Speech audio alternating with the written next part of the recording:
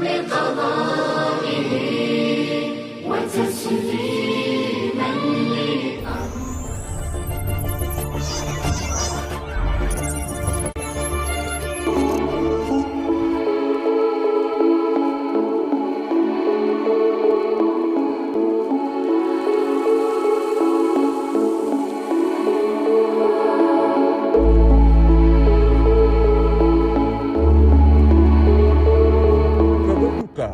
datang dari Hengky Kurniawan, aktor yang kini menjadi Bupati Bandung Barat itu kehilangan sang ayah yang berpulang untuk selamanya.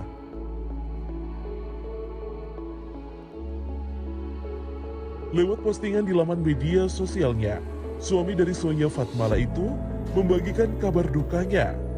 Hengky juga mengenang pertemuan terakhir dengan Leo Medi Purwanto, sang ayah. Hengky juga mengenang papanya sebagai sosok ayah yang selalu menguatkan dan mendukungnya. Ternyata ini adalah pertemuan terakhir denganmu, Papa, saat Papa memberikan buku di bawah bendera revolusi tahun lalu. Tulis selamat jalan, Papa.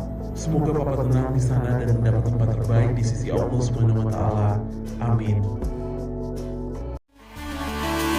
Kebahagiaan Vena Melinda dan Ferry Irawan seketika terusik oleh pengakuan mengejutkan Terjadinya perkara di sebuah hotel yang ada di daerah Kediri, Jawa Timur. Vena mengalami kekerasan fisik yang diduga dilakukan oleh Ferry Irawan.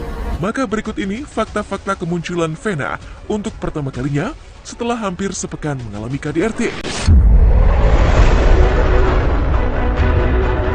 Fakta pertama, Vena datang sendiri ke kantor polisi di Kediri untuk membuat laporan. Karena merasa tidak aman, Vena meninggalkan hotel dengan kondisi tubuh yang terasa sakit. Dengan tertatih, tanpa didampingi siapa-siapa, ia datang ke kantor polisi untuk membuat laporan KDRT. Peristiwa berdarah di sebuah hotel mereda setelah polisi berdatangan. Tapi Vena Melinda masih ngeri dengan situasi yang dihadapi. Apalagi, kondisi rumah tangganya memang sudah tidak harmonis sejak 3 bulan sebelumnya. Fakta kedua, keinginan Ferry yang minta dilayani jadi pemicu KDRT. Kemarahan dan kekerasan Ferry Irawan yang memuncak di Kediri dipicu Ferry yang minta dilayani. Vena berkisah, permintaan Ferry tersebut sering tidak kenal waktu. Itu yang membuat mereka sering terlibat perselisihan. Selain itu, Ferry juga seorang pencemburu berat yang seperti membatasi ruang gerak Vena. Fakta ketiga, Vena membeberkan kronologi saat meminta bantuan pasca KDRT. Tragedi Kediri yang membuat Vena Melinda berdarah-darah menjadi peristiwa paling mengejutkan karena rumah tangganya dengan Ferry Irawan tampak selalu harmonis sejak mereka menikah pada 7 Maret 2022. Tapi rupanya di awal Januari 2023 menjadi awal keruntuhan rumah tangga mereka. Vena berkisah, keselamatannya masih terjaga oleh Tuhan karena situasi saat itu sudah seperti di ujung maut. Ia bahkan selalu dihalangi saat berusaha meminta tolong atau mencari bantuan setelah hidung mengalirkan darah. Fakta keempat, sebelum berangkat ke Kediri, Vena sudah ingin bercerai.